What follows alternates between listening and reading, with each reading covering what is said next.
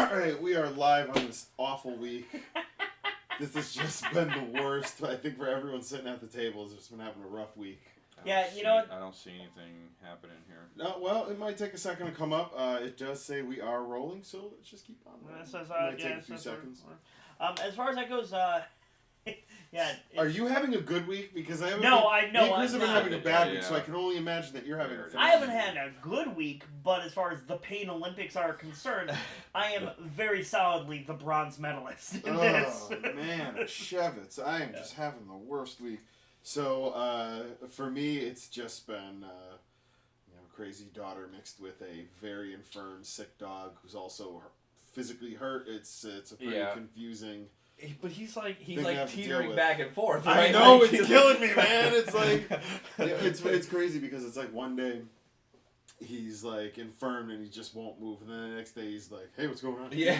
Give me the entire rotisserie chicken," and then he like falls asleep. And he wakes up, he's like, "I can't do this anymore." Like, dude, what the hell? You're killing me, he man. sees like the needle. He's like, "No, I'm good. I'm good." Hey, let's go run! Yeah, no, it's all over the place. So, Mommy T, you're saying that we still have no video. Do we have video? I'm watching it. Yeah. I'm watching this right now, so I don't know. Alright. Oh, well, I guess. Dude, hey. Let's It I mean, be- we have it wouldn't audio. be a Let's see. Saturday Wait, night. let's see. We have audio. So, all right. Hey, we have two people watching, which I guess would probably be me and Mommy T at this point. I guess Yeah, there we go. Oh. Yeah, no, we're good. We're on. all right, we have video. Yep. So, actually, we'll probably should wait for other people to start tuning in because it's only two of us. We're which gonna be means waiting a we're long talking time. to my wife upstairs and us down here. So we're talking to. So with that, guys, we have someone signing in. So remember to like, share, and subscribe. Definitely hit those likes. It really does help us out.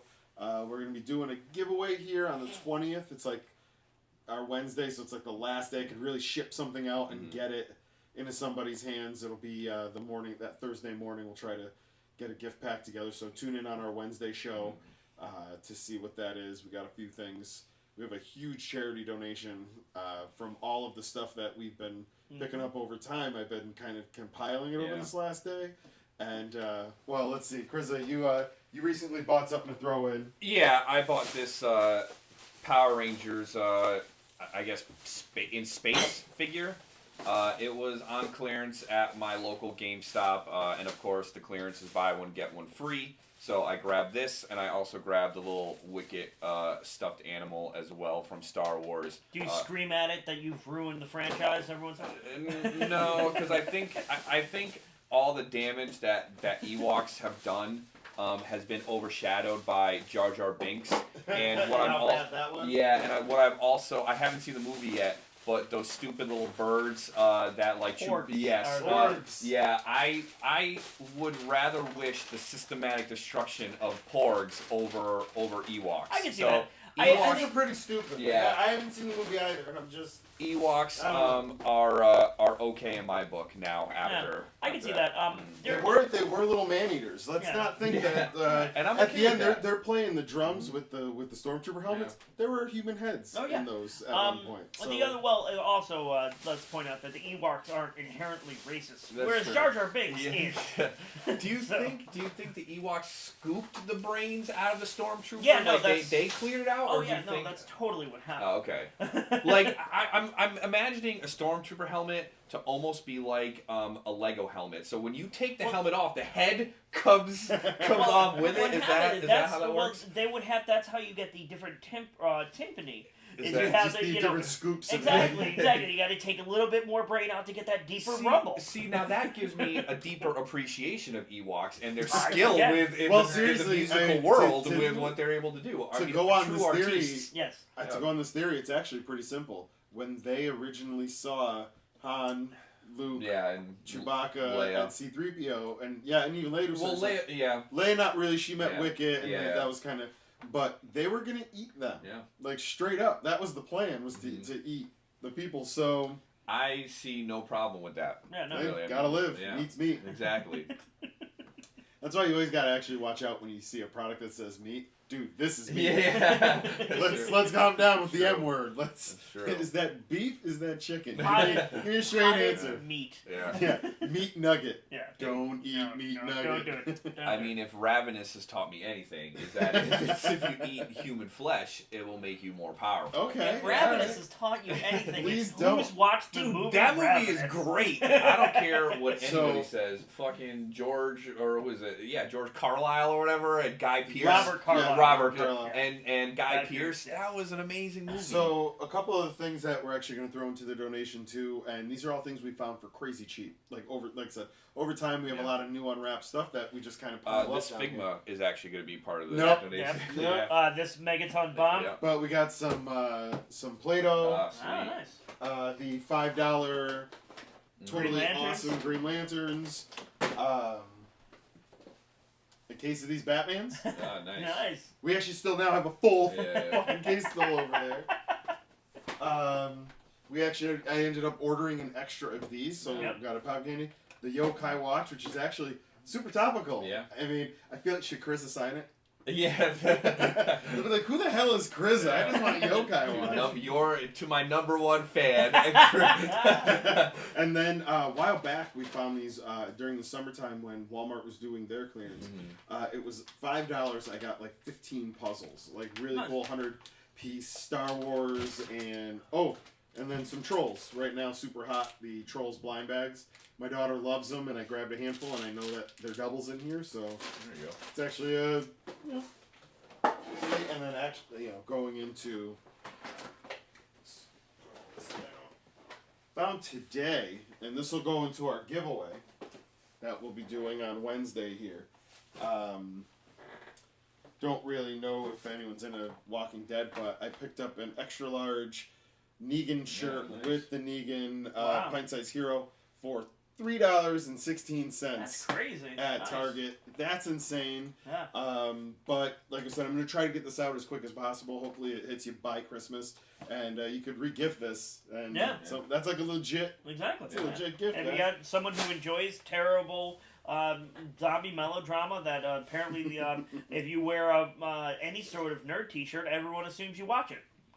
Yeah, I stopped watching probably 2 seasons ago. I was like, and I'm done. I stopped. There was a at moment that season 2. happened. I was like, and Yeah. we're out. I can tell you exactly when I stopped watching it. They're in a shopping thing. I believe it was a grocery store, Mhm. and zombies start coming in through the ceiling like rain. And Oh I went, yeah, they were Yeah. up that episode. They're up on the roof, and then the roof gives yeah, out. and then I was like, and we're done. How are zombies up on the roof? How were they up on the Mm. roof for that long? Why are they still alive? Oh, we're not answering questions like this? I'm not going to watch your show then. My wife's like, I don't understand why you have to take everything so seriously. I'm like, you want me to suspend disbelief for this much, but you can't meet me halfway, so we're done. But now what's funny is you'll suspend disbelief enough to watch wrestling, which is the ultimate of fakes. But those people are talented, whereas Well, the people here's the who are thing. writing Walking Dead very obviously But- are not. But here's the thing too about wrestling. At least wrestling is fake, and you're suspending the disbelief. But they're With the telling a knowledge that it's story. fake. No, not even that. But they're telling a story, and they're explaining things. They're explaining what you want, Exactly. what you want to know, and what you want to see between these two wrestlers, whatever. Whereas in The Walking Dead, and I have the same problem with shows like CSI and like NCIS and those types of like real crime things. Alex Baxter just said, "Rip Carl." Did Carl die? Yeah, Coral! apparently. Yeah, Coral! How many- how many- Whoa! Are you cocking the No, guns? no, What's no, going? no, No, we're fine. We're fine. Apparently he got bit on the arm. Or Is that what it My is? wife was I saying. mean, I'm still- How many bad decisions Put does that down, does man. that man need to make? I have license for this. At one point, it was when they were in the jail. The last season they were in the jail, and I'm like, when did this become the "Where's Carl" show? Yeah. That's all. Every episode. Coral. Where's Carl? Where's Carl? I have the same problem with those crime shows because they want you to suspend disbelief, but they want you to suspend disbelief about real things. Like it's like these are real techniques, You mean- but I'm hacking. yeah. Oh, I'm sorry. I've been hacking the entire time that you're talking. It's like- wait, you can get in and we can Gathering- double hack yeah, at the same time. It's like, all right, we're done. It's like, are you speed? Are you gathering racing these me? gathering these evidence, gathering evidence for crimes and doing computer work and running the lab work and testing takes longer than a half hour. The best example of that is there is a Law and Order SVU episode, and it is my favorite episode of anything ever, and it has to do with Gamergate. My God! It's Ice-T is on another dance throughout the entire episode. Like, you think Ice-T is good? Yeah. At the end, you just clap to him. Oh my God! That's beautiful. And then they have to explain everything to the viewer because it's your grandmother watching it, and she has no idea. What gamers But are. it's phenomenal. If you ever get a chance to watch it, please do so. A woman gets sexually assaulted, and when they ask her what happened, she says, "quote they leveled up." Wow. Yeah. Yep. It's Show's over. That's We're just done. Hey man, turn off all the lights and just leave you guys in. and we just sit here awkwardly staring at each other quiet because we don't know. Oh shit! There's a Paul F. Tompkins bit where he talks about the writers of Dragnet writing a book and about drug culture and how out of touch they are, and that's all I can think of when I see them when I watch them. Yeah, it's like, hand me a floppy, goofy exactly, cigarette. Exactly. Yeah. What do you want to do? All right. Give me some of those flip You know, flaps. a real freak wharf. Dude, it's like that movie that it's one of Tom Hanks' first movies. I think. What is it? It's Monsters Monsters and and Mazes. Mazes. Yes, it's Monsters and Mazes, and it's about this group of college kids. It is the reefer madness of Dungeons and Dragons. Oh, that is. It is. Oh my God! I remember this video. It is so fantastic because it's about these college kids that they're all sitting around playing D&D in their dorm, and then one of They're them playing Mazes and Monsters. Mazes and Monsters. Mazes and Monsters. I don't want to get sued by Wizards of the Coast here. Yeah, exactly. So come back to the grave exactly. and sue you. So they're playing this game, and then the one kid wants to make it more real, and he brings them into these abandoned these caves that were mined by the campus or whatever. So he sets up a real game of Mazes and Monsters. And then Tom Hanks' character basically... Is this to ward people off of LARPing? Because I'll never LARP again. And to think, the obvious lack of sex would normally make you not LARP.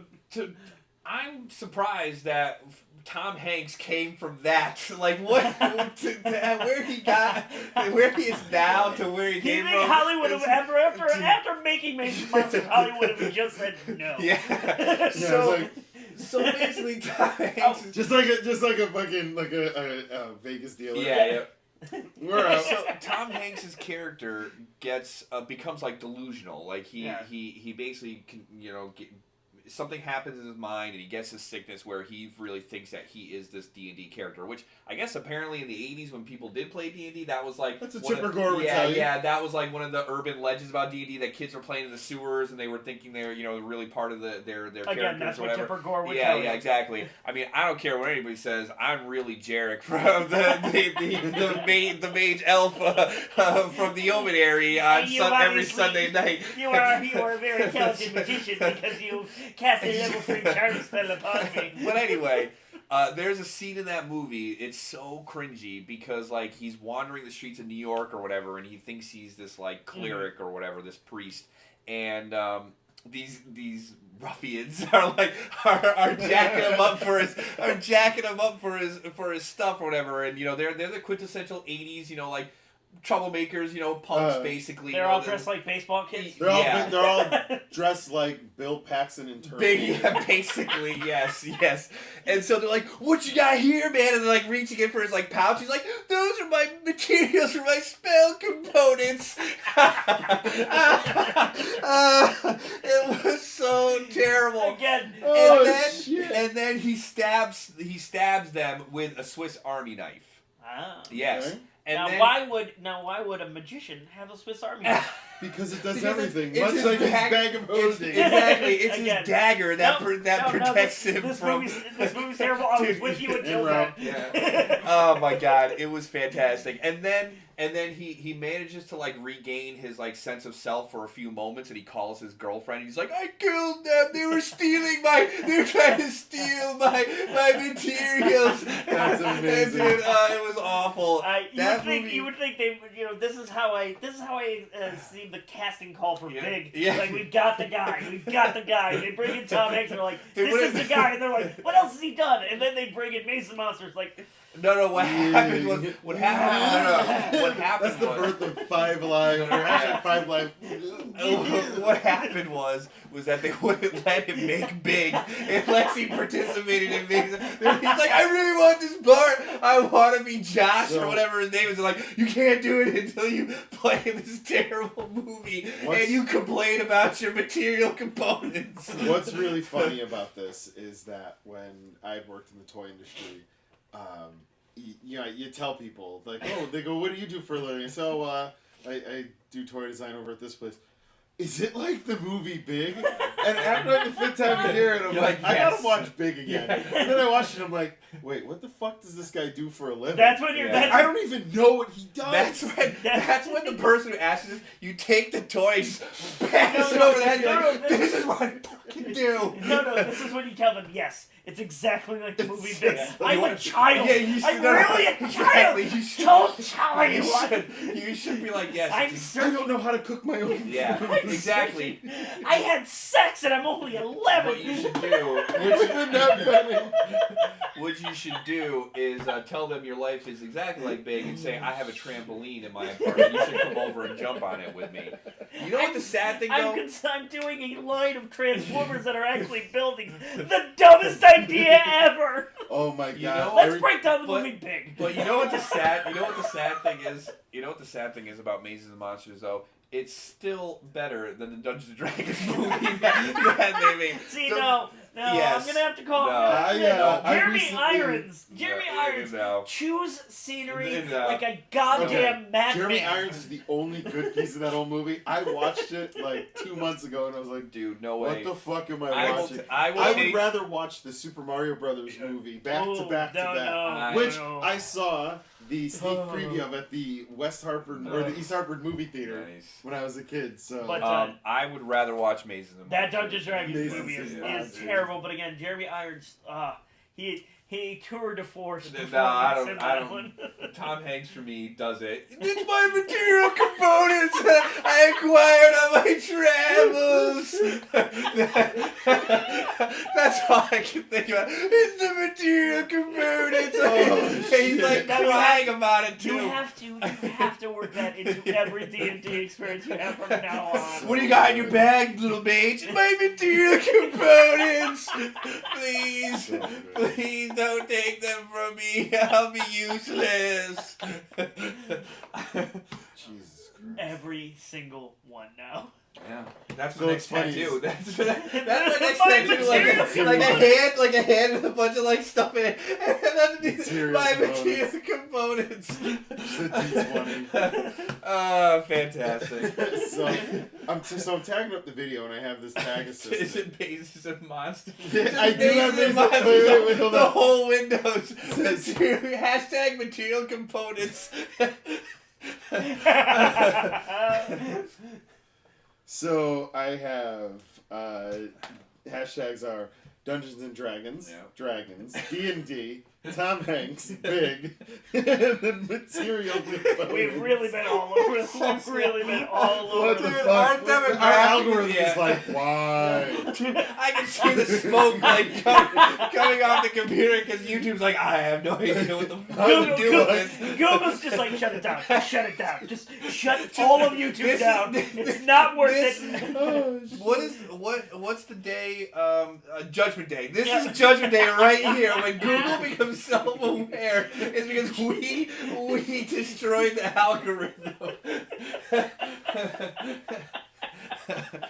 This is gonna just come like shooting out the shelf, like right into the computer, and the computer's just gonna stand up. And then your wife's gonna be like, "All my hacks are gone. They've come to life. All my Russian boots." No! Oh, they are boots shit. for my Sims! Oh man, so funny. The Putin There riding you a go. horseback without a You heard it here. shirt You heard it here first, folks. Judgment Day. Google is shit. becoming self-aware tonight. So that was actually what the real fight for net neutrality was. Actually keeping the internet neutral and not self-aware and sentient and nihilistic. on. Yes. So we actually we shot our most recent episode. Our live episode was from the Front Porch Brewing in Wallingford, Connecticut. Yes. We also shot a video after that playing some Cards Against Humanity. Like I was saying, this has been one hell of a week. I haven't had a chance to do any editing yet. I do want to get that up as soon as possible. That said, I just picked up at Target. They're doing these $5 add-on packs. So this one is the non-denominational Season's Greetings pack. Nice. And we'll do an unboxing of that after this.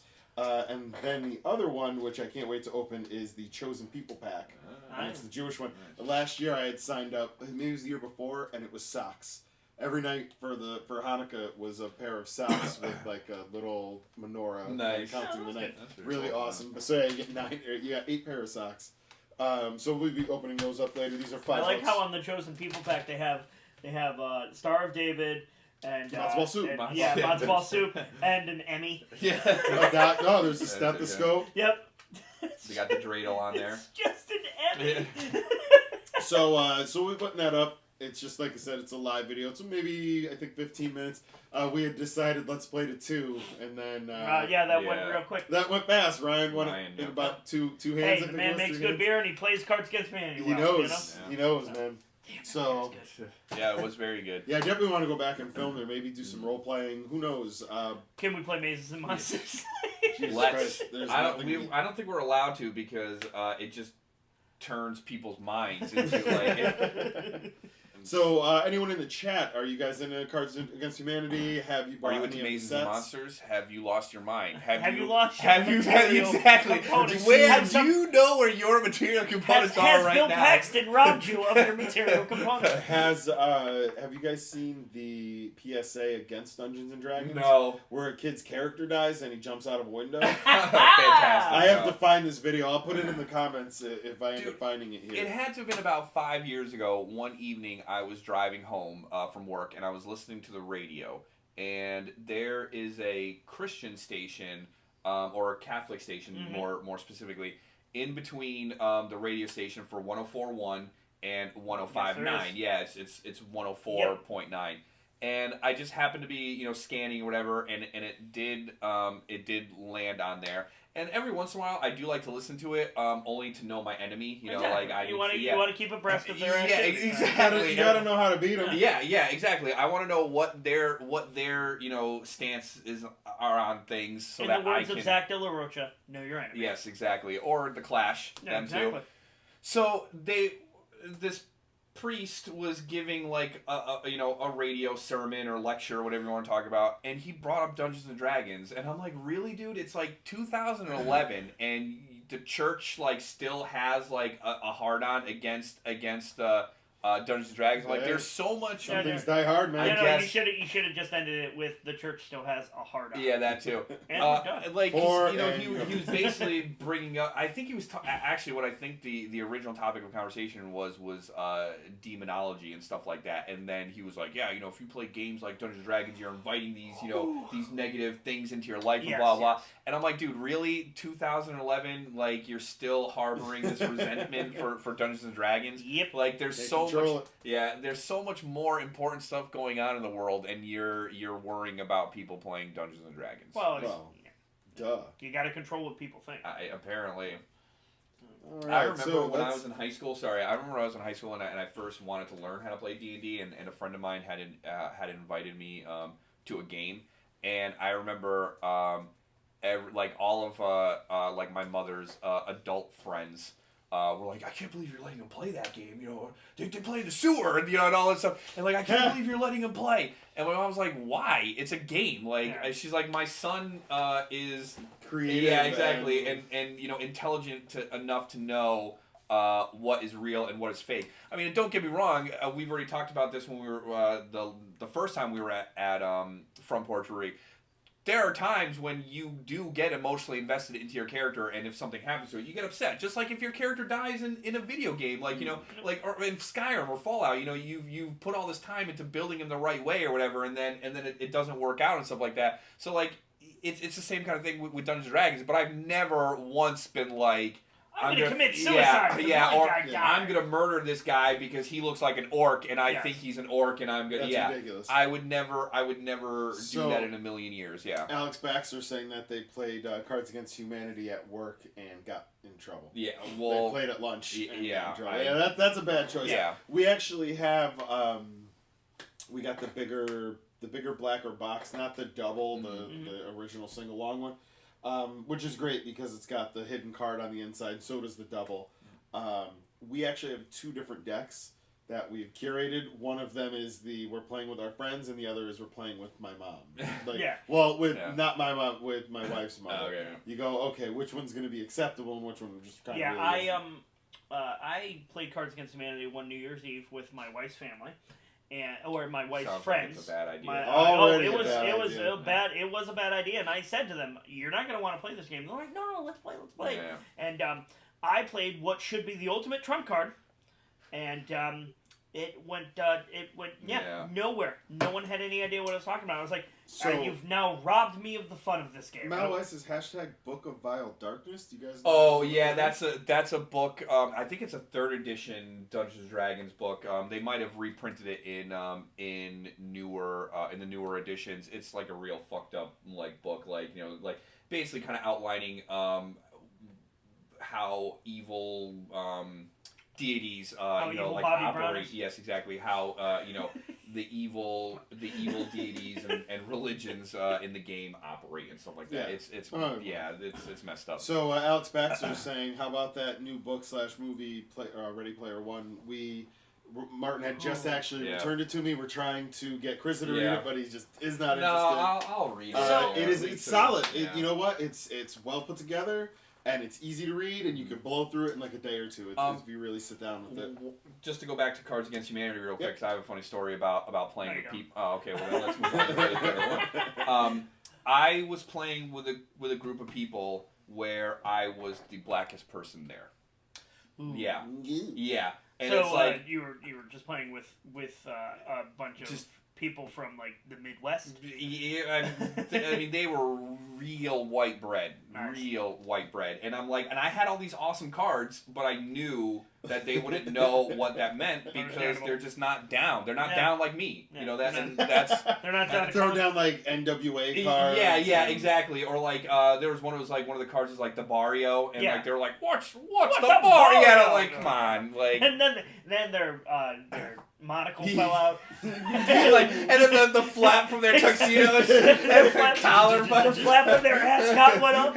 Oh, you kicked my dickie inside my ascot. I pretty much was like, I can't play this game with you because you're no. So I saw the trailer for Ready Player One before I read the book. Yeah. And when I saw that trailer before I read the book, I'm like, that looks awesome. I can't wait for it. And then I read the book, and after seeing that trailer again, I went, ah. And I put this up on Facebook because someone was talking about it, and I feel that what they're doing with this movie is what Spielberg did with the first Jurassic Park, which was take the idea behind the book and use the parts that he thinks are palatable for a larger audience. Yeah, and you have to make the most digestible piece of media that you can, especially now. So, but I mean, Jurassic Park wasn't bad. No. And again, the fact, the pedigree is what's keeping me go. It's making me go, okay, this should be good. I shouldn't have an issue. But I loved the book so much that they're changing it, and of course, anytime they change it, you're like, yeah. It's the same thing, I guess, when you watch animes and mangas, but I don't know. I guess I could see where your concerns are coming from, but if Ready Player One, the movie, is another Jurassic Park, I don't see No, and it wouldn't be a bad thing. Yeah. No, it definitely wouldn't be a bad thing. The second trailer is amazing. The second trailer makes up for a lot of it, where I think the biggest issue I saw coming into this film was that they deal with a lot of licenses. Mm-hmm. Because in a book you could just say it's okay. Yeah. In a movie you can't just throw a DeLorean in there. Yeah, you can't throw them with Mickey Mouse driving. You gotta clear everything. So they've got enough clearance and a lot of really good music to make this thing make a little more sense. So yeah, books are usually better than the movie, especially I think in this case. But one of the things that was already for those who have read the book, towards the end there's a big battle, and in this book, it's a virtual world where anything can happen, and if you have enough of the virtual money, you can buy anything. So that's why everyone gets obsessed with the 80s. So the DeLorean costs $10,000 in this game, and you can have it. The guy who created the world was obsessed with the 80s. So in order to solve his puzzles, you have to be obsessed. Study what he was obsessed with. So one of the things that I had noticed was that in one of the battles, everyone's in mechs. Yes. And in this one, in the book, I can't remember the name of it, but have you ever seen the Toei Spider-Man? No. It's Leopardon. Yeah, Leopardon, that's what it is. No. It was Spider-Man in the style of Sentai. So nice. He had like a big robot, and he did all these like crazy inventions and shit. It's ridiculous, it's beautiful, it's that 1970s with the swanky guitar constantly. And so anyway, that's in the book, but in the movie I think it's going to be the RX Gundam, the RX-78, which is... It's appropriate for the time. It makes sense because if you look at the style of it, you go, "Oh, that's mid '80s." Yeah. That's. And they do mention other. Other stuff that you haven't seen in the trailers or probably aren't going to show up, like Mechagodzilla and Godzilla and stuff like that. But Iron Giant is mentioned in the book and does show up. I saw it up in the trailer. Yeah, because it's owned by Warner Brothers. So why wouldn't it? So Mal's saying Ready Player One's reviews are what's putting them off. It sounds like a huge circle jerk. It is. Yeah. No, it really, it absolutely really is. Yeah. It's finding what you're a mark for and just pushing that button repeatedly, and I enjoyed it. Which if is you sit back and enjoy it for what it is. Which is our society at this point. It's what our show is. And exactly. And it's exactly what our show is. I forget who was making this point, but at this point, at this time, you can be a nerd about anything. Yeah. You can be a makeup nerd. You can be a nerd about Sex in the City. You can be a nerd about the coolest thing in the world. You can be a sports nerd. Yeah. You can be a nerd for everything now. And it's so hey, we'll see. I think it's going to be solid. Just ahead of time, everybody here, like, share, and subscribe. And we have not seen Star Wars yet, so there will be no spoilers. Please no spoilers. Please no spoilers to us. Martin, however, has to talk about these. Yeah. Let's talk about what are we watching while we're at it after we're done. Excuse me. I have been the Grand Tour started again. It's the guys from the old guys from Top Gear. Their show on Amazon came back for a second season. So are they releasing that one episode at a time, or is it the full? You have one episode at a time, like they did last year. So I've been watching that. I finally watched. I watched SpiderMan Homecoming again. So good, man. It's really, really good. Keaton's awesome. Oh man. Oh, that's gorgeous. Yeah. Hey, all right. Oh, yeah. Too shabby. Yeah. When I Spider-Man with his head all the way turned around. So he's the Exorcist exactly. Spider-Man. When they initially cast Keaton, I was like, oh man, I don't get that. That's really off script for the Vulture. Birdman, brother. What's it? Yeah, I was like, what's that gonna be like? And he doesn't look like the.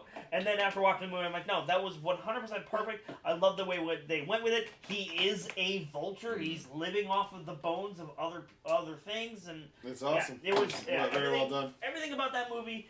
I loved his outfit. Loved the suit. So Loved the wings. The pop looks really cool too. Actually, I really like the because of the suit. Like the back of the suit's really big.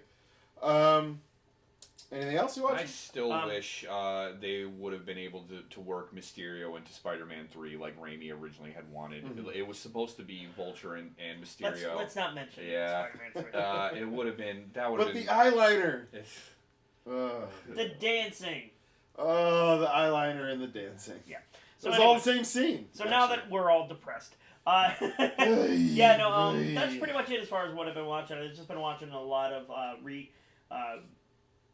reruns and stuff. I've been running through American Dad again because I caught up on Bob's Burgers, so now I'm running through that. Yeah, I accidentally fell back into a little bit of that 70s show. It's just kind of easy to have on. Well, and that's I caught up on the Orville, and I was in a Seth MacFarlane mood, and I don't like Family Guy anymore, so.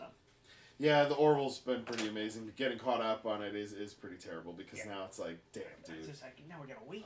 But as always, I'm on OSW Review. They just put up a new episode today. It's Bound for Glory 2017. Wow. Okay. TNA. They go over the whole we were kind of watching that movie. TNA Global Force, like how the whole thing happened and the nightmare of it all. Yeah. And so definitely worth watching if you guys want to see some just how you can do something wrong yet still come out on the other end a bunch of times. Yeah, how you can walk through a field of shit. It's the Walking Dead effect. Yeah. That's what how you can walk through a field of shit and still come out smelling like roses. Well, one of the things, Mel Weiss says Marissa Tomei was on point. Yeah, that's an old lady on. Point. Yeah. So, oh, geez, what were we just talking about? I don't even remember. I'm so shocked. TNA and Global. TNA, yeah, just it really explains what happened between they were owned by TNA. Then Jeff Jarrett did this with Global Force. Then they unified their belts. Then Jeff Jarrett's out. Then they take away this name. They change it to something else. And a bunch of Nazis bought them. Yeah. And then the crazy part is they say like ECW loses their TV deal, out of business. Yeah. WCW TV deal, out of business. TNA 3 TV deals, still not out of business. Yeah. How the fuck is this happening? Well, I mean, that's all that comes down to who's propping them up. Who's giving them money that day? It's crazy. So, we got another viewer. Remember to like, share, and subscribe.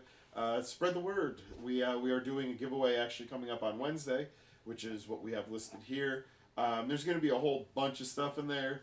Don't really know what yet. I'm kind of looking over at the wall of things. If you want to see what the in-arcade stock room essentially looks like, check out our Instagram at 5AliveVP. And there's a picture in there somewhere. So what are you watching, crza? I watched a movie called Deli Belly earlier this week. It's a Baliwood flick. It's actually really funny. I was going to say, is this a Bollywood movie? Please. It's actually really funny. Basically, the main character, his girlfriend or fiance, was hired. Actually, her friend, the fiance's friend, was hired to pick up a drug package at the airport and deliver it to somebody. She can't do it, so she gets the fiance to do it. So the fiance picks up the package, but then she can't do it because she's busy. So she pawns it off to her fiance, to her boyfriend / fiance. He can't do it because he's got to work, so he pawns it off to somebody else or whatever, and then it all gets like all messed up or whatever, and then they dance. Yes, exactly. Actually, there is a scene. There is a scene where they dance. It's fantastic. What was his name? One of the characters dresses up like it's like Disco Man or something like that. That's awesome. Dude, it was fantastic. It's a really funny movie. It's kind of like a dark comedy style. I liked it a lot. It was good. I mean, there were some things that were kind of like... What was it called? Deli Belly. Like Deli, like the name of the city, and then Belly. I thought it was good. The music was fantastic. The soundtrack was great. The dancing was great. There was only that one scene, though. There were a few things that were kind of like, I don't understand why they threw that in there. It didn't really make sense. But overall, it was a good dark comedy. Yeah. I did see something this week that really surprised me. So, wife and I were looking for something to watch when we're scrolling through, and I saw a movie, and I'm like, wait a second, that's not the name of that movie. And I went and I grabbed my DVD copy of the movie, and it's a completely different name. Huh. It's a movie. My copy is called Formula 51. It stars Samuel L. Jackson and Robert Carlyle. It's on Amazon Prime as the 51st State. the same exact movie, and they changed the name of it for some reason. Weird. Well, I mean, Yeah. they did. The one most recent that I remember being changed was, oh God, why did I just forget it? Now it's called That Tom Cruise movie. Live, Die, Repeat. Live, Die, Repeat. Yes. Yes, and I it forget was the original name of it. because I saw it when it was The the, Edge of original Tomorrow. Edge of Yeah, Tomorrow yes. is when I saw it. Yeah. It says Edge of Tomorrow. A week later, I go back to see it again with a friend, and it's Live, Live, Die, Die, Repeat. Repeat, and I'm going, Weird. Yeah. wait a minute. And that like, was the original. The original name was Live, Die, Repeat, and then I got all crazy. then about they the changed it. Mandela Yeah, then effect. they changed it to Edge of Tomorrow because they just they were like, oh, Live, Die, Repeat. No one's Yeah. gonna go see that. But Edge of Tomorrow has nothing to do with the movie whatsoever. It doesn't. I'm not gonna, dude. I love that movie. It's a good movie. I haven't seen that. ridiculous. It's a really watch good it. movie. It's and you know what it is? It's a perfect movie of what it looks like when they're on their battlefield. As Tom Cruise has his Groundhog Day effect, Yeah. and he's reliving the day. He's starting to understand the battle. Take 2 steps, take a right, duck, do this, do that, and he's killing these things like a pro. Yeah. On what is effectively his first day, he's Yeah. like picking up this super intelligent gear and like, oh, let's just get this popped Yeah, in, and yeah, he's yeah. like doing. There's one scene where they have one of the bad guys is like in a sand pit, and he runs up like fucking Master Chief, and he runs up the wall, and Nice, like, yeah. the guns come out of his thing, and they're like a sentry shooting the thing, even though he's running. Yeah. It's just it looks like a first person shooter from the outside. So I don't it's- really like Tom Cruise, and I truly Yeah. enjoyed that movie. I'll Yeah, check it was just a out. fun Yeah. movie to watch. Same Um, like Minority Report. I just Yeah, love watching that that was okay. movie. The other thing I started watching was Ash versus Evil Dead. Yes. That's on Netflix now, which is it's originally a Star series. I watched the first 2 episodes. Campy as all hell, which is what you It's expect exactly from what him. you want. Yep. And it's fantastic so far. So I'm definitely looking forward. It stars to Bruce watching more. Campbell, so Yeah. I'll watch it. I've And watched the some dude- terrible things because Bruce Campbell. Yeah, and the kid that plays Pablo is he's somebody relatively famous too. I can't recall. I think he's the kid from one of the Meet the Parents movies. That's terrible. Yeah. Those movies are awful. Yeah, I think it's the second one. Oh, that he- movie almost ended yeah, friendships. I think he's the kid.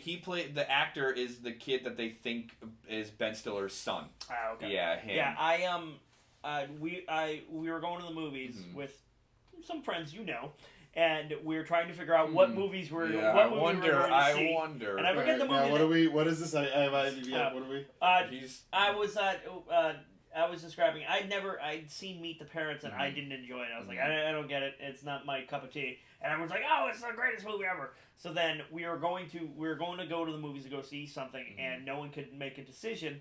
And I forget exactly what I wanted to go see, but I didn't want to go see the second Meet the Parents. Yeah. And everyone else, I was outvoted. Everyone else Yeah. went, and I just sat there miserable, and I hated every second of my life. Spencer Like- Pickering?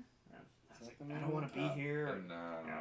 And then, but see, the people you went to see this movie with, they don't like Mel Brooks movies. And then so that's- that and should that- be again, that's yeah, That's clue number 1. yeah. I wonder how I was able to pick up on who these Yeah, people no, were. I'm very subtle with my clues. How do you feel about Spaceballs? Yeah, exactly. Yeah, that's like a questionnaire question. Yeah. That's when I'm trying to decide whether you're going to be my friend or not. Is a man punching a horse in the face funny to you? Exactly. What's your feeling on a scene of a bunch of men sitting around a campfire farting a lot? All the time. Is that funny? How do you feel about a movie where a Mexican woman lives with a family, and how do you feel about that? How do you feel about movies starring Taylor Leone? What's your Yeah, feeling yes. on those? I just.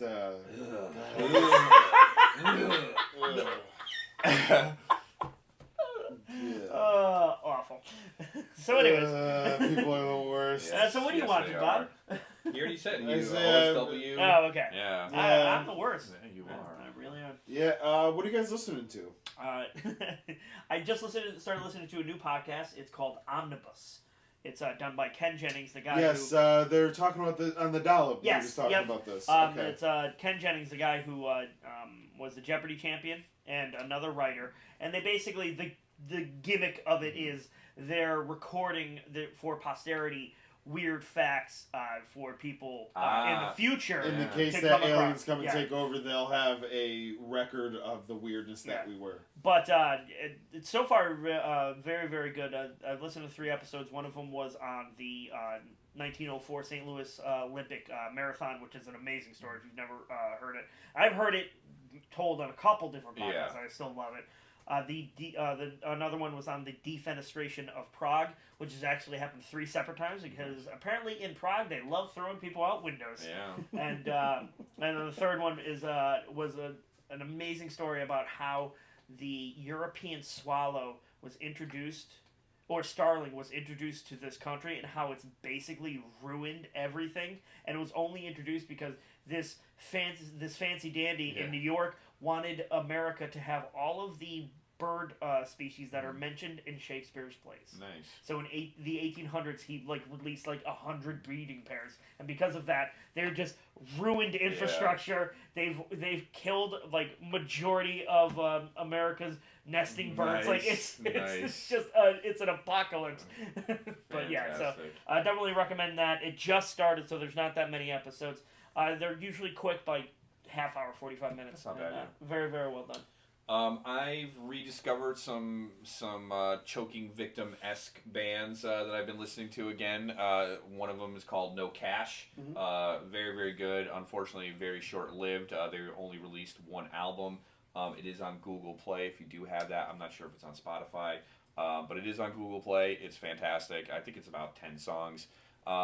Listen to a lot of Clash again lately. I don't know why. I mean, obviously the Clash is always good, but I felt the need to listen to one of their songs for some reason. I don't remember why, but I was like, I want to listen to this. And then because I started listening to that one, I was like, oh, I want to listen to it. Every once in a while, the Magnificent Seven will come into my head, and I'm like, well, then I'm going to listen to that. And I'm like, well, no, I'm just going to listen to London Calling. And exactly.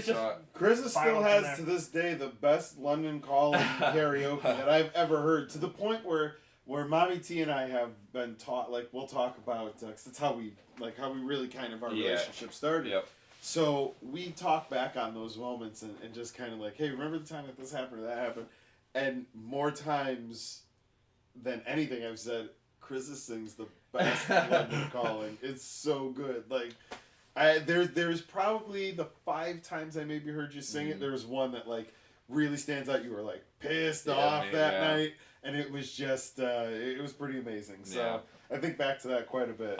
You know where I drew the inspiration from my rendition of London of London Calling from is from that band One King Down, New York hardcore. They actually did a cover of it, and they did it in a hardcore style. It was perfect then, because so you hit it on the head then, sir.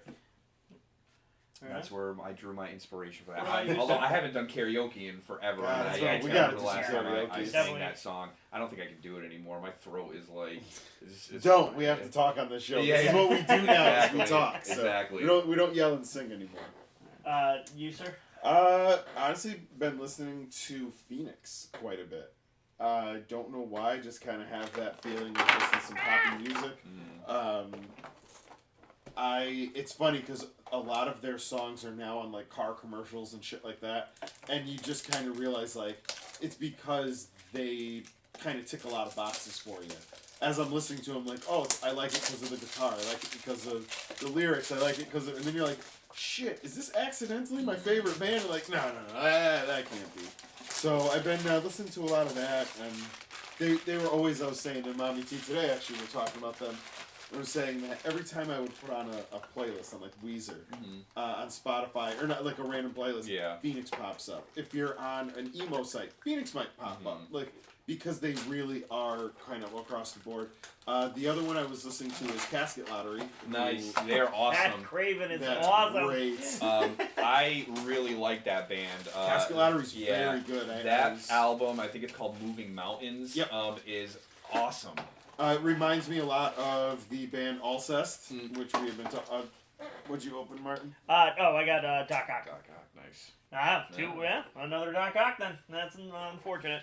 But that Craven makes up for it, because that Craven Craven is badass. awesome. I like the Green Goblin. That Dude, Green that- Goblin's the cool. Goblin's That Goblin's wrong, coming that home with me. Yeah, Casket Lottery is fantastic. I was in like a real weird, That's awesome. Little Prince. in from a Snow White. real weird funk a few weeks ago, and I just could not listen to them because of how I was feeling. And like normally, it's like for me, if I'm in a weird mood, or if I'm kind of down or whatever, I'll listen to some depressing music, and then I will get out of it. Like I'll be like, okay, I can't take it anymore, and now here's some hate. And now you're like, exactly. And then I'm like, all right, here's some Clash, or Choking Victim, the Hatebreed, whatever, Blood for Blood.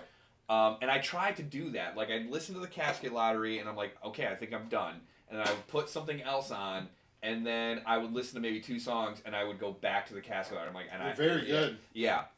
Yeah, It really I was really kind of spinning my wheels for a while, because they were really good, but they were also really depressing, and I was also really depressed too. Yeah, and like I just could not get out of it, and I finally did, but yeah, it was.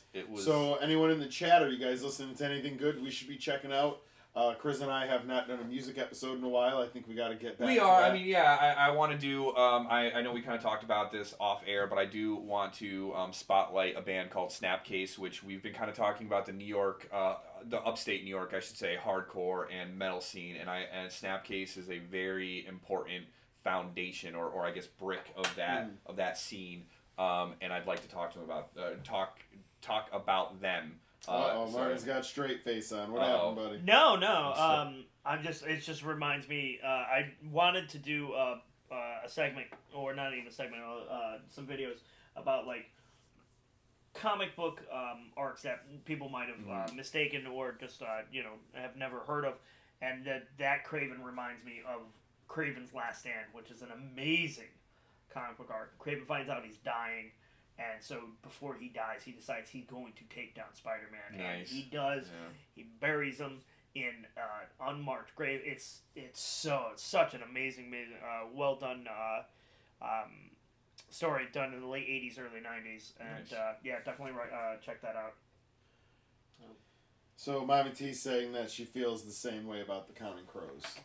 That she likes listening to them, but it's so damn depressing. The thing about the Counting Crows, though, is that they have some songs that are depressing, but the music is still kind of upbeat. Yeah, and like whereas in like the Casket Lottery or American football or like Pop Unknown, it's the music is depressing and the lyrics are depressing. Does she get depressed by Counting Crows because of how out of shape Adam Duritz is? Or? No, it's how bald he's getting, yet how many dreadlocks he still has.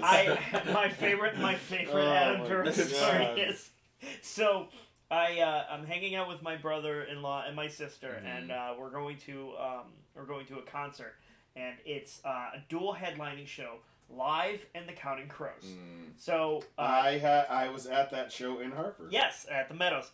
Live opens up, and of course the lead singer of Live, Ed Kowalczyk, is a live dude, and he is full of energy. He's running back and forth. He's up and down. It's craziness, and they do put on a really, really great show. So then the Counting Crows come on afterwards, and Adam Duritz tries for 2 songs to keep up with the energy level. It went down fast. And then he grabbed a rocking chair. And he's like, "This is going to be an acoustic from now on." At a certain point, he's just leaning against the piano and just going.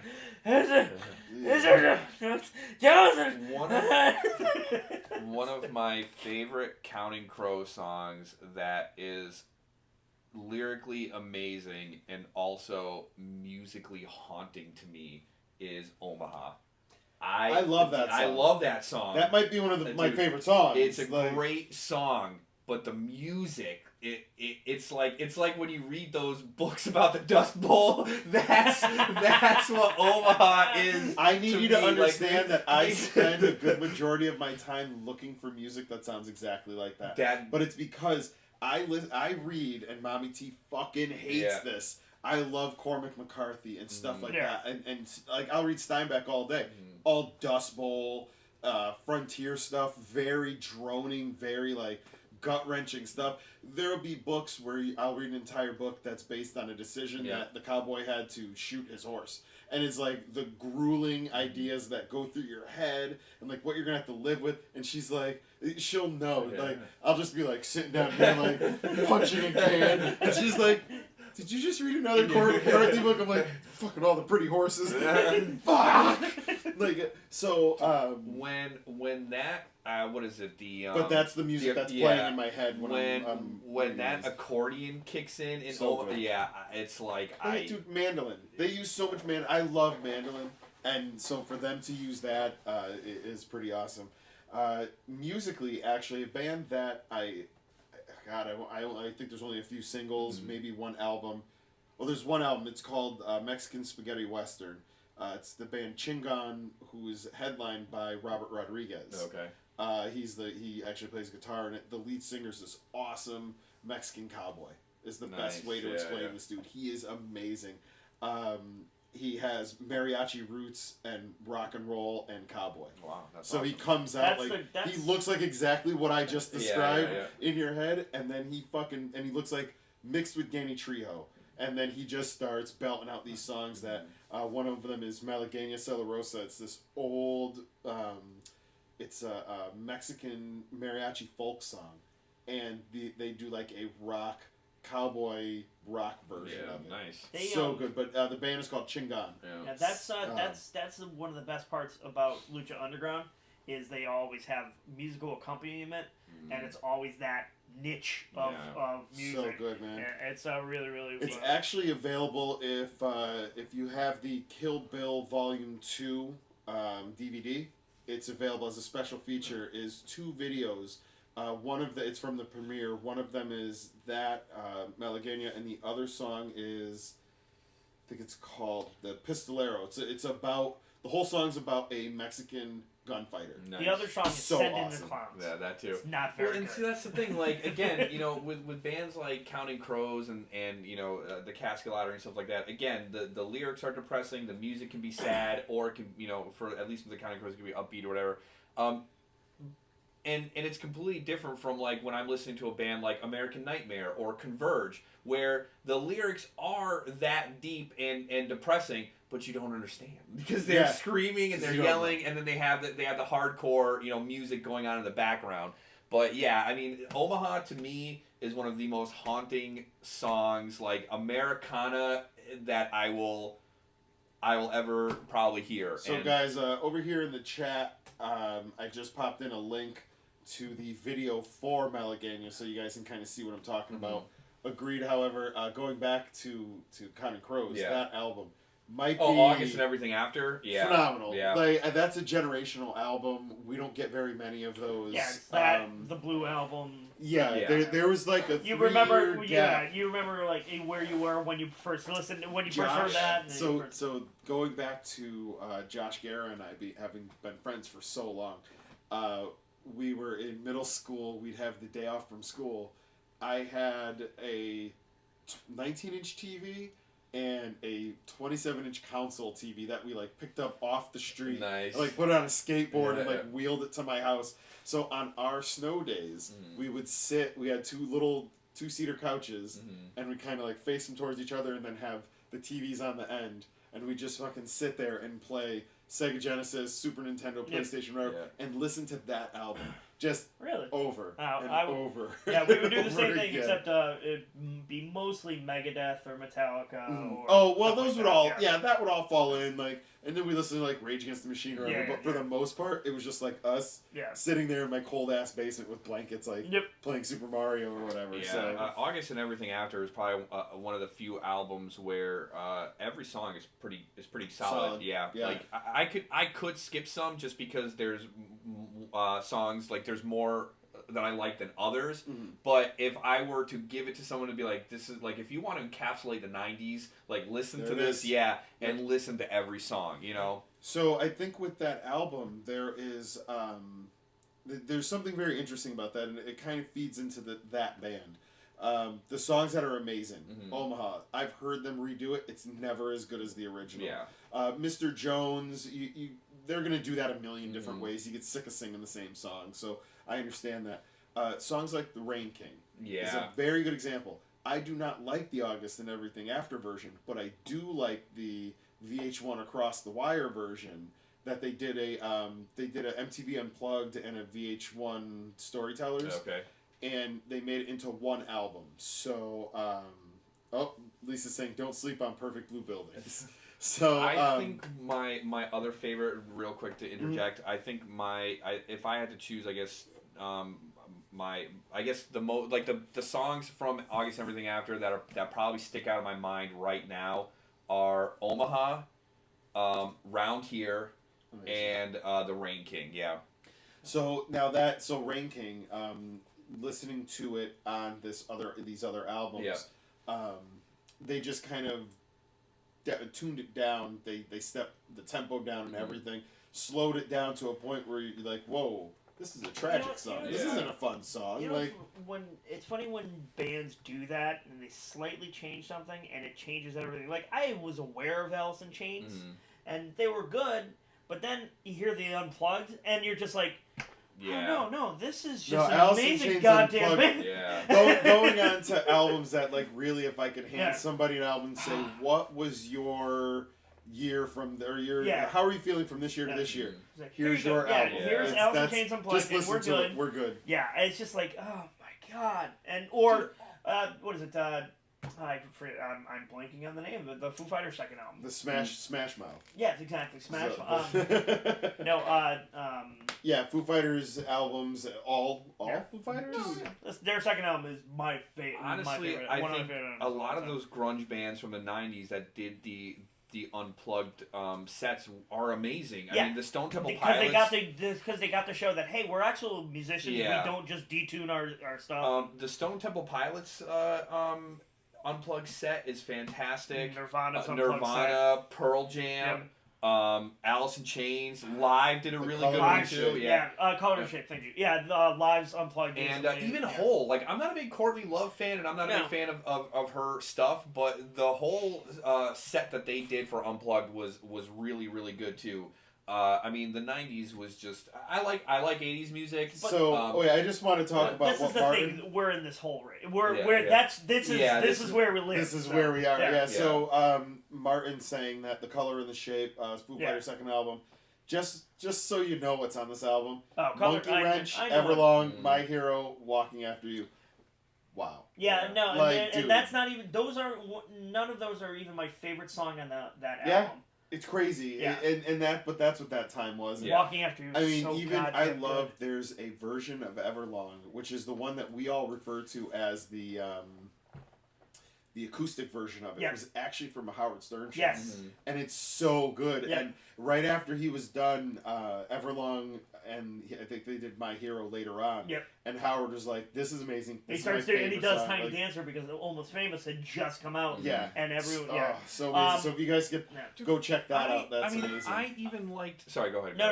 And actually, my favorite song from Color and Shape is "Hey Johnny Park." Nice. That song is absolutely amazing. I liked even some of like the watered down grunge that was coming out in the 90s. Yeah, like Everclear, dude. I loved Everclear. First time I learned how to play guitar was Santa Monica. Dude, I went to Radio 104 Fest when it was at Riverside. It was the first one. I was 13 years old. I was flying back from Florida that day. And I specifically went to see Everclear. And I did, and they were awesome. I had a blast.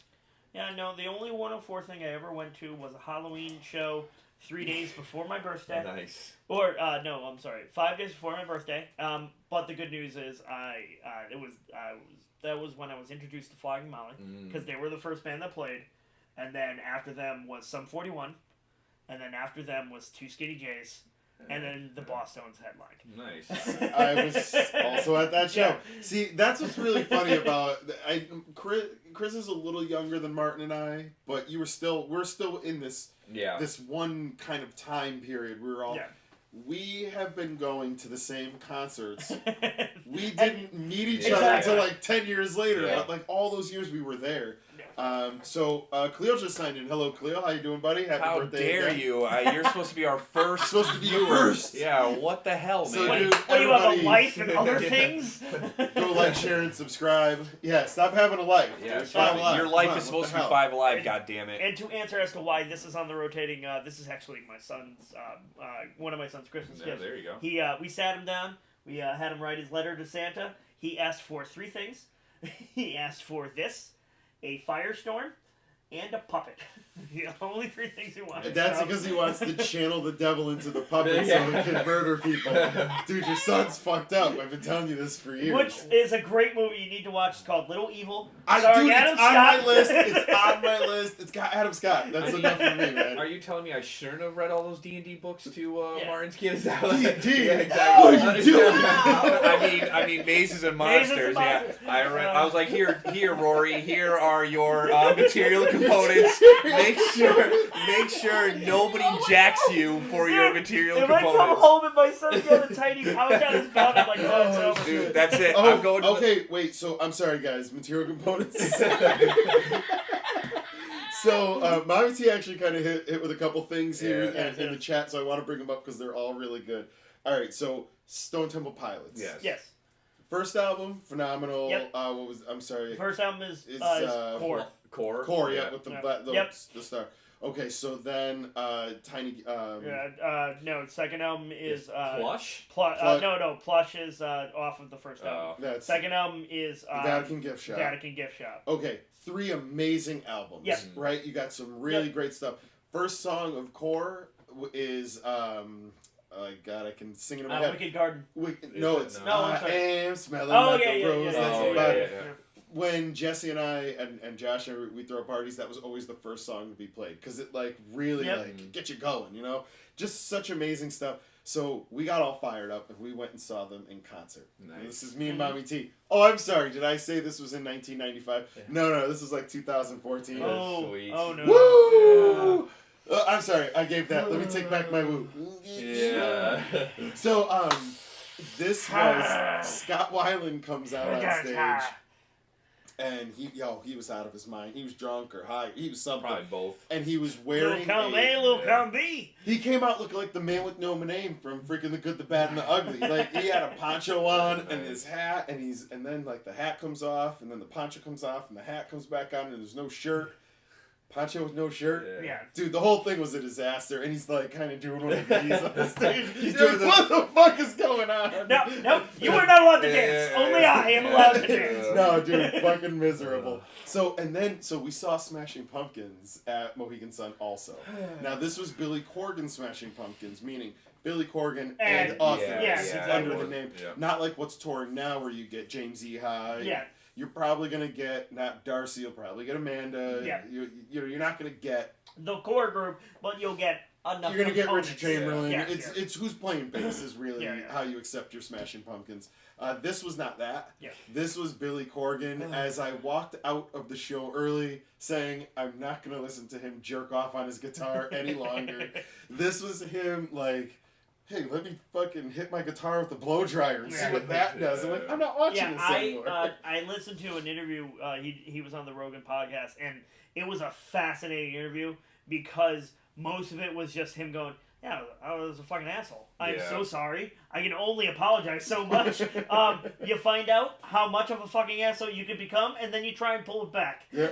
Yeah, It out. I think there was a time after Melancholy and the Infinite Sadness came out where it was basically everybody was like, "Great job, great job, Billy." That's and what gave us Machina. Yeah. And he bought into his own hype. Oh yeah. And And then he again, thought he was the it's- guy. He thought he was the second coming of Kurt Cobain. Yeah. Basically, I'm pretty sure that's what it was. Kurt Cobain died, and he felt that because Melancholy and the Infinite Sadness was so fucking great that he was gonna take the baton or whatever. Yeah. And it was like, nah, He dude, started you're an hanging out asshole. with Trent Reznor a little bit Yeah, more. he's hanging out and with his Courtney stuff was- Love yeah. too. Which that's That whole thing got Yeah. weird there Yeah. for a little But bit. again, Yeah, and Billy that's- Corgan's a head case, but I love him for all of it. But and here's That's the funny crazy thing. part. Siamese Dreams, one of the best albums. His Yeah. dude, Rocket. Yeah. Oh, Rocket. But again, and the funny thing is, like, he is 100% self-aware of all of it, At which least makes now. me like him Yeah. now. I'm like, you know what? At least you're aware Yeah. of how much of an idiot and how crazy you were. Mhm.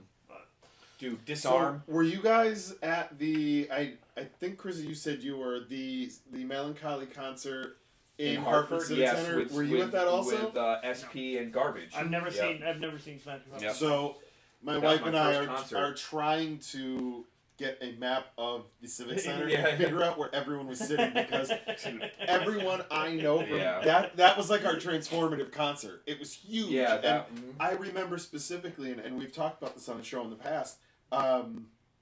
What was amazing from that was they go off stage, they play their show, then it's time for the encore, and they come back out and they're wearing the Victorian clothes and everything. Yeah. And there was this big cone on the stage, and the cone opens up, and there's an orchestra in it, and that was actually screens, Yep. and the screens are showing the Tonight video, and it was one of the most it transformed the whole place in like seconds.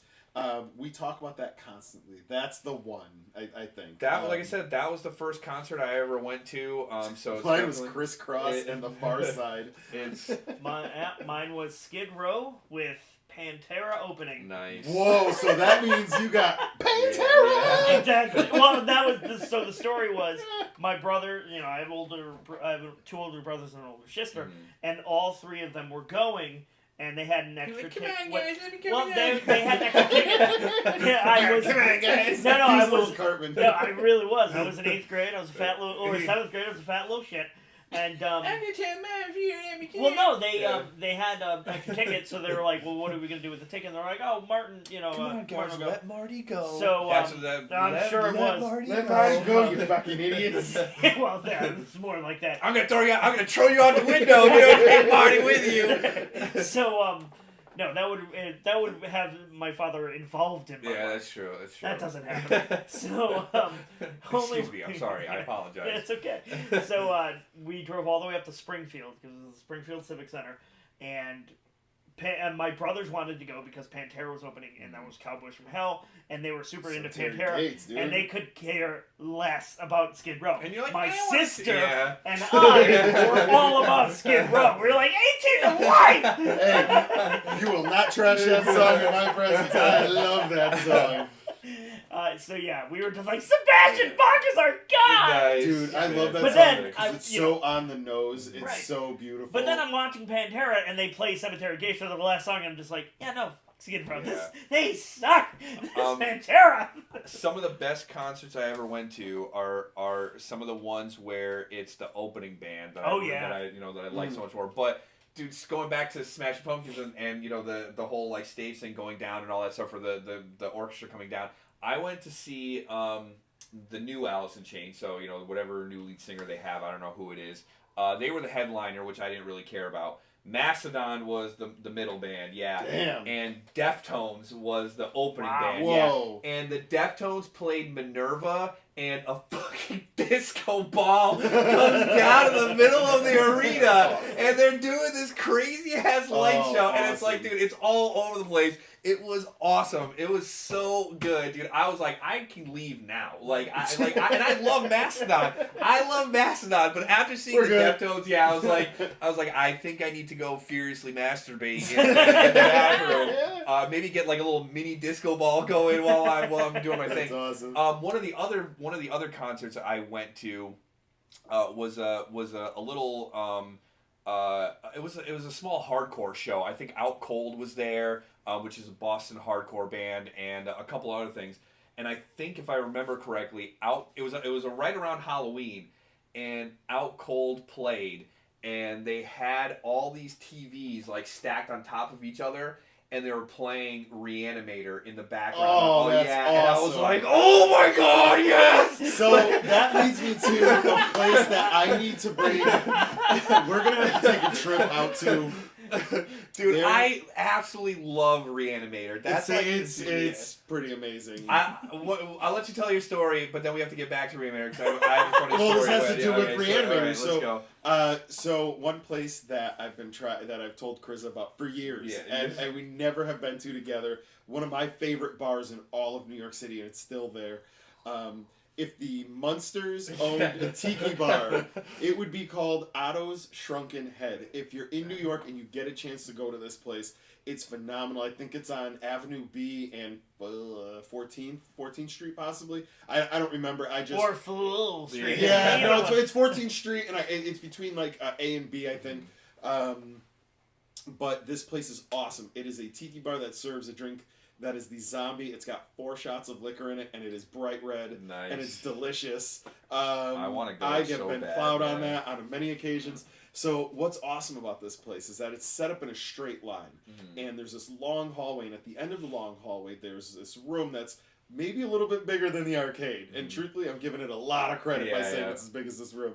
And so in this room, there's a tiny corner where bands play, and the drummer's packed into the corner, and half the time the lead singer's not on the stage because there's no room for the lead singer on the stage. So what happens is a band will get up and play like, you've got 15 minutes, and they just jam out 15 minutes hard, and to the point where it's almost funny where like we saw a band dressed like the Beatles get up and do surf rock. Nice, and they're like, this one's called Surfing in Manhattan Beach. And they like rip through it and go, this one's called the Brooklyn Boogie. And you're like, whoa. And they would just fire through, and then the second you're done, you've got like 3 minutes to clean up your shit. So they would have like drum kits that were ready to like go onto a dolly cart, and they just grab it, put it on them, like push the whole thing out, and then another band jumps up on the stage and they go, this one's called we're the blah, blah, blah. And then, so but they had the Twilight Zone pinball there, the Addams Family pinball. They have what's cool is there's a registry for these things. Those old photo booths that you'd sit in and it would take your picture. There's a very limited amount of the originals out there that actually give it to you on printed, like real, like darkroom type stuff. They have one of them in there. Nice. It costs like, it's expensive. It's like $10 because it's like real. It's not a digital photo print. paper, like, and there's only so much. Yeah, and it breaks all the time. So you have to like really.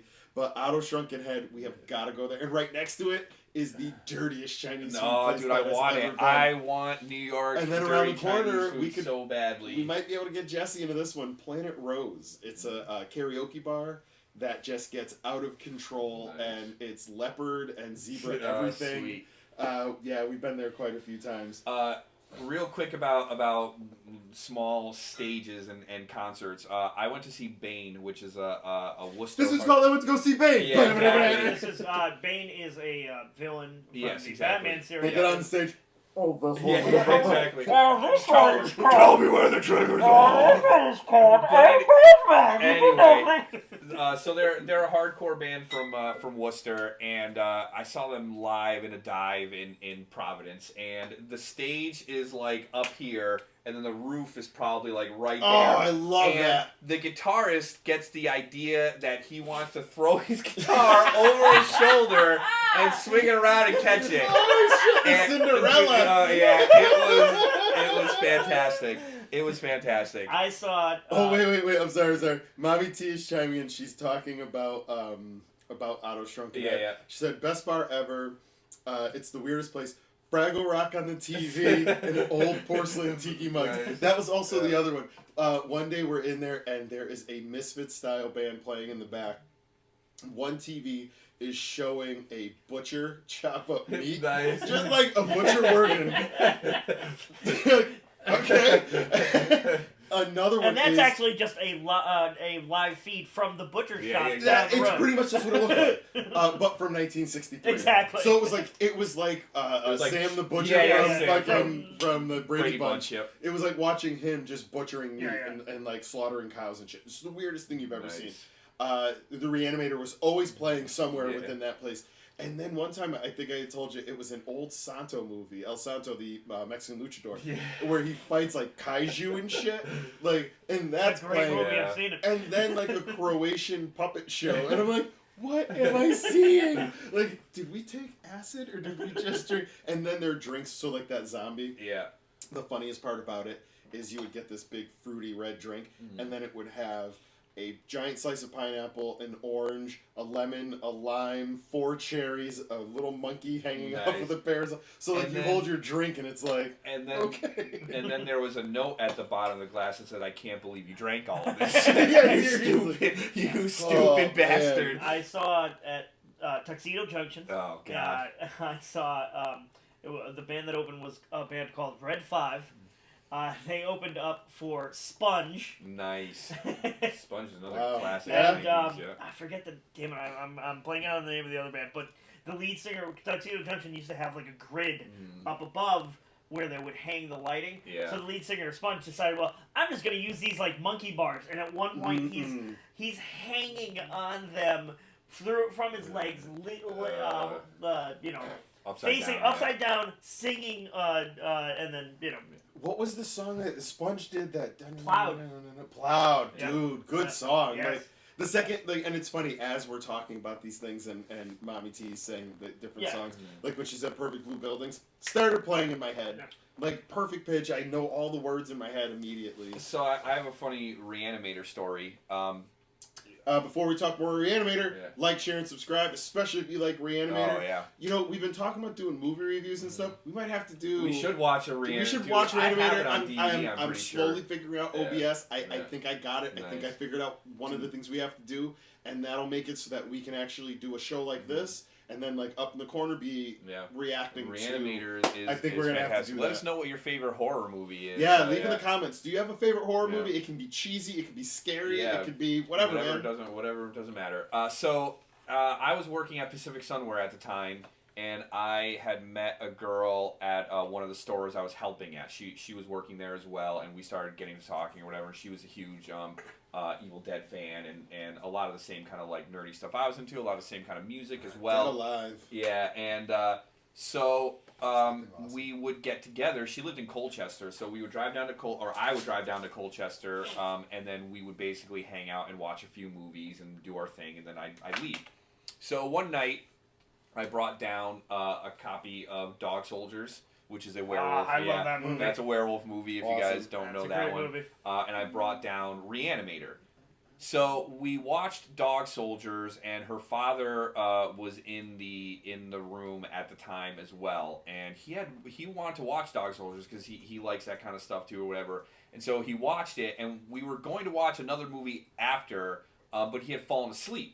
So I asked her, I'm like, do you want to watch this movie that your father wanted to watch, or do you want to watch Reanimator? And she says, I want to watch Reanimator. So I'm like, all right, cool. So I put Reanimator into the movie or whatever, and we're watching it and everything like that. And there's that scene where I think the doctor, I think he cuts off the other doctor's head. Yeah, and like the blood starts like spurting into like the dude's face or whatever, and the father wakes up right at that moment. and then he looks over at me and he goes, "What do you have against watching comedies?" And I was like, "This is hilarious." Yeah, what, you're not laughing? I was like, "Nothing." But your daughter is the one that wanted to watch the movie. She wanted to watch Reanimator, you know. And yeah, so that was pretty good. I don't generally like horror movies, and I still have a favorite horror movie, so everyone's gotta have one. Yeah, I mean, horror movies can't be good times. Khalil actually agreeing with something I know that you're a huge fan of. He's saying that his favorite scary movie. Says, favorite scary movie, I'll have to say, is Friday the 13th. Oh, yeah, I do love Friday the 13th. That's crza all day. Yeah, Bobby T and I are of the same opinion. Now, what's funny is I'm actually working on a project with I will watch with John Hill from Printed in Blood. If you get a chance, check out that website, printedinblood.com, I believe it is. Google it just in case. They make different licensed prints from a lot of the John Carpenter movies. I have upstairs a Big Trouble in Little China. Nice. And In the Mouth of Madness, one of my favorite. If you talk about good scary movies, I am a fan of Cthulhu, the Mythos, Madness. I like the idea that, like in Twilight Zone, where you wake up and everything is different, but you're the same. And what I love about the stuff from Lovecraft is that it's, am I crazy? Or is everyone else crazy? Or is there something else going on that we don't know about, and that's what's making us all really crazy? And then you go, wait a minute, I'm fucking crazy. Wait, I can't be crazy because I know I'm crazy. Like, so it's that idea that I don't know and the madness. Yeah, the psychological aspect Yeah. to it. I will support a franchise where the villain of the movie punches a dude's head off of a roof. Anytime, give me the head. He picks up a sleeping bag and slams it into a tree. Yes, dude, give me that stuff. So, Although Khalil, you know John Hill. He says, "Hell yeah, John Hill." Yeah, John and I actually, speaking of Out of Shrunken Head, the person who introduced me is John Hill. He said to me, he's like, "Do you want to come to the weirdest place you've ever seen?" And I went in and I fell in love with it from that moment on. I love Friday the 13th, but in all honesty, the first two Halloween movies are my favorite horror movies, and I consider them one movie because the second one starts right when the first one ends. They even do like a little backtrack, and they show what happened in like the last 5 minutes of the first one, and then they go off into the second one. I like the Madness trilogy being, Prince of Darkness, In the Mouth of Madness, and why did I just forget the third one? Anyway, it's not all that, but it's the John Carpenter stuff, the Carpenter stuff. But Event Horizon. Yeah, Event Horizon was good too. Because that is a mind fuck when Sam Neill comes out and he's The Exorcist is still my favorite. That's a good one too. That's classic. That's classic. I don't know. There's something about that line at the end of Halloween 1 when Jamie Lee Curtis looks up to Donald Pleasance and she goes, "He was the boogeyman," and then Donald Pleasance is like, "Yeah. He absolutely was," or whatever, and then you go right off into the second movie. The Thing. How the fuck? It's the Apocalypse trilogy. Yeah. So it was The Thing first, then it was Prince of Darkness in '87, and in '94 it was In the Mouth of Madness. If you get a chance to see these three movies, they are psychological The Thing mind stands up today. Yeah. It's amazing. So well done. And this is all that, like what I'm saying, the suspense and the am I crazy or is everyone else crazy? And just when they're in the room and they're going with the blood and they're like, this is going to do it. And you look at everyone and it's like, just that suspense. Kurt Russell is just awesome. Yeah, Russell rule. Let's not pretend Kurt Russell doesn't rule also. You know, let's talk about toys real quick. All right. I found something awesome. That is the classic style Punisher from the new Marvel Classics line. Really, all this is they figured out that Star Wars 40th did a really good job, so they're like, fuck it, where else can we go? Exactly. This is where they're going, and I like it so far. The Wolverine looks awesome. The Iron Man's pretty dope. I do like that. I really do like that Iron Man. The Spider-Man, so when I was there today, they had the Black Widow, Iron Man, and Spider-Man. The Spider-Man is actually this Spider-Man. He comes with two different heads, a slice of pizza. This one came with some extra webs and a few other things. It does not come with the stand. That is, I think, a Figma stand. Yep. From, what figure did that come from?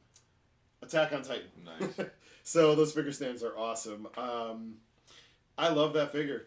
I gotta tell you, this is a gorgeous figure. It's got the Jim Lee, Punisher #1 headband.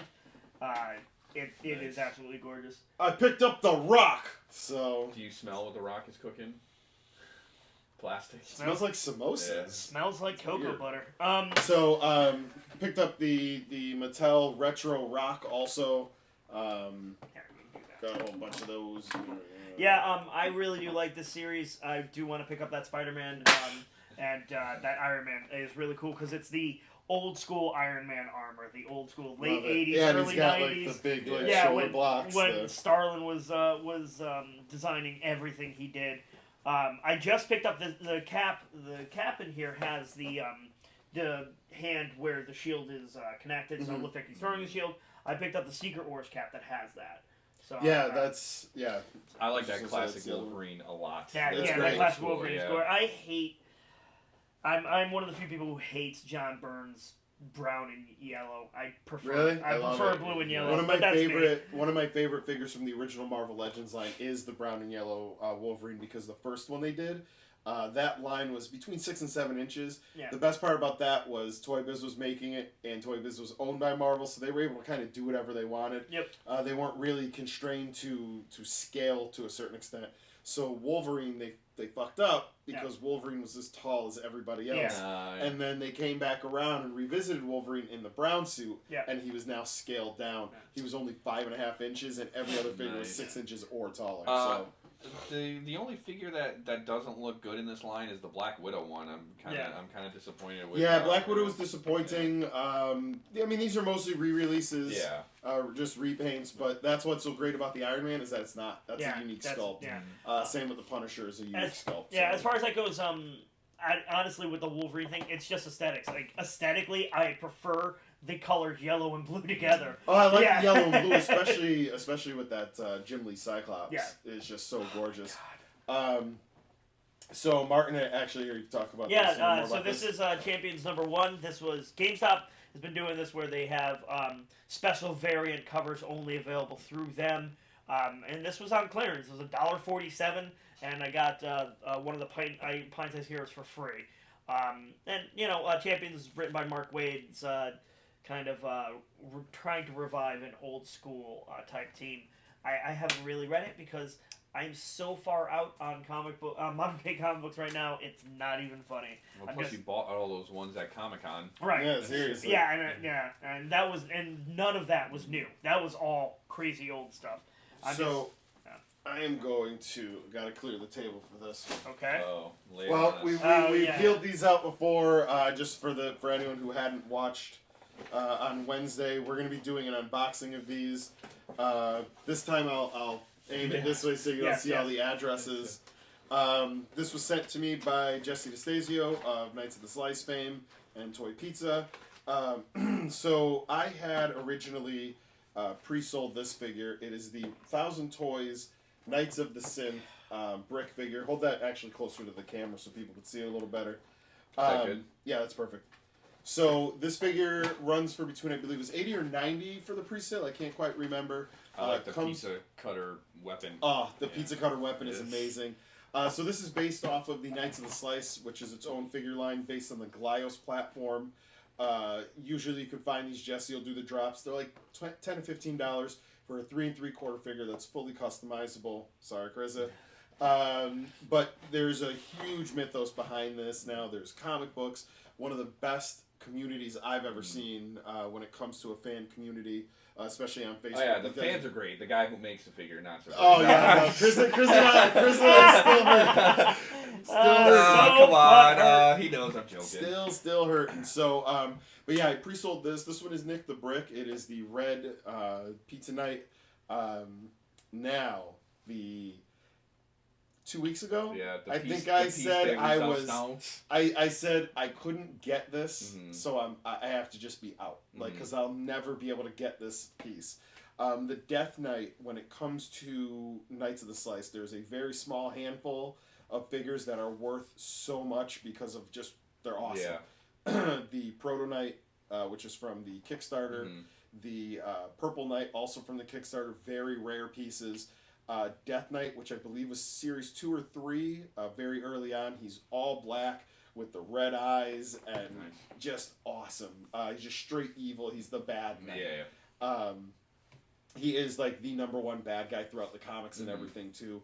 So Jesse decided that #2 coming out was going to be the Death Knight, and that was a Decon exclusive.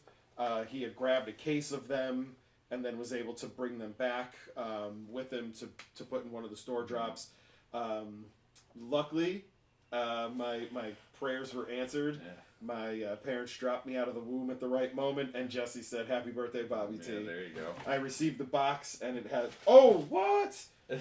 Hold on, guys. The entire time, I did not think I got the cape. Oh, nice. This is the cape for the Death Knight. Yes. Dude, I even said to Mommy T today in the car, I was like, I actually have to make my own cape now because I think they ran out of capes. Yeah. So that's pretty awesome. You got everything. Yeah. So we're going to be doing an unboxing and a comparison between the 1,000 Toy Synth figure, which is a phenomenal figure also. Check that one out. It very reminiscent of the iRobot monster, or the iRobot robots, kind of in that same vein. They make a 6-inch and a 12-inch version, so definitely worth checking out. It's 1000toys.jp. So definitely worth looking. Remember, guys, also again, like, share, and subscribe. What are you guys playing? I have been slowly going through Mafia 3 and picking up my scores in pinball, especially because my son is now playing pinball. Oh, that explains that. You can't let him beat you. No, It was about 9:15 tonight. Yeah. And it popped up on our Xbox upstairs that you were playing pinball, and Lisa's like, "Is Martin not on his way here? Does he not know that there's something going on tonight?" And I said, "Oh no, I can only assume that's his wife or his son." So my son started playing pinball. He's hasn't really got the grasp of it, but so because of that, I've been playing it a bit more. So left and right is an issue. I don't think pinball system. Yeah. No. So that's pretty much what I've been playing. And also they dropped the new 2 new maps for Battlefield 4. Battlefield 1. Battlefield 1. And some more weapons and stuff to unlock. So we're playing a lot more of that. So. Who does he think he is? I'm a real jerk. What about you? I also have been playing Battlefield 1 to unlock the new weapons and play the new maps and everything like that. I've also been playing...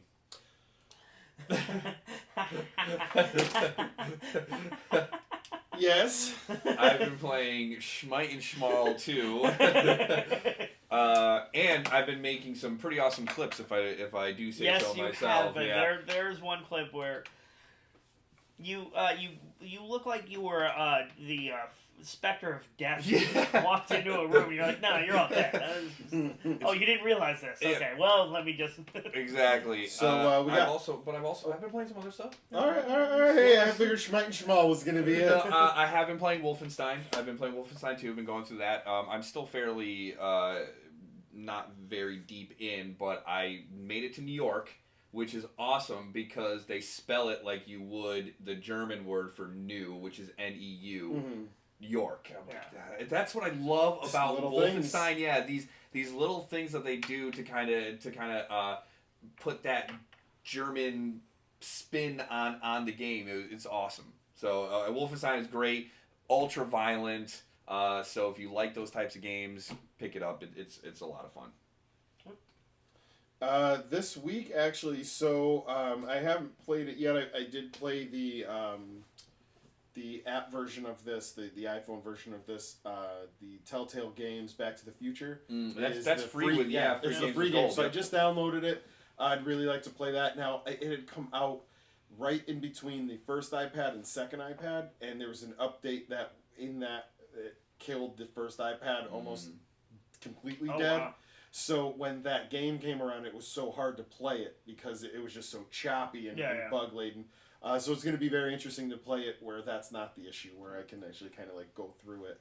I've been playing a game. Didn't they actually get Christopher Lloyd to voice? The character. Yeah. So I've been playing a game also. A lot of mobile games. Like I said, this week has been a pretty bad week, so I've only really been able to play stuff on my phone. It's been bad all around. It's been pretty rough for everybody this week. Like we were saying, I got dog problems, man. Yeah. It's the worst. So.